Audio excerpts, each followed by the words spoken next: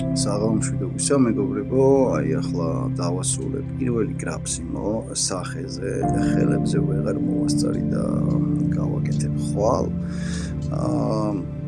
ხატს ასე ვთქვათ, გამომეტყველება აქვს საკმაოდ მკაცრი, აქაც აი ასია, აქ უფრო ბილი სახე ჩანს, რაც შემდეგ წვერი და შუქები რო დაედება, ანუ ნაწილობრივ შუქებს რო ვადებთ, შუქების განაპირობებს ხასიათს და უფრო დიდ როლს თამაშობს წარბები, თვალი, ტუჩები და ასე შემდეგ.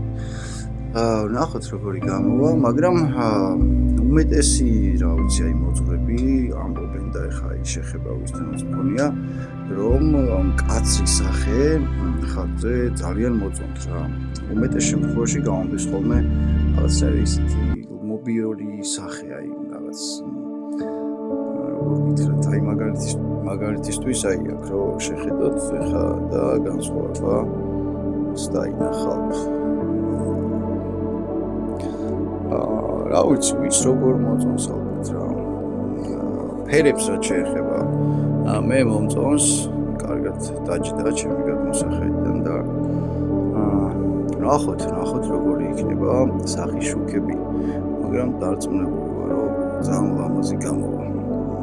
ეს ხატი არის წმინდა ეფრემ ასურის ხატი იწერება და იწერება ბერისთვის, სვანეთში მოღვაწეობს ეს ადამიანი და მასაც ქვია ეფრემი. შეგვიწიოს წმინდა ეფრემი, შეგვიწიოს უფალი, დაგემშვიდობებით, გამოიწერეთ ჩემი არხი.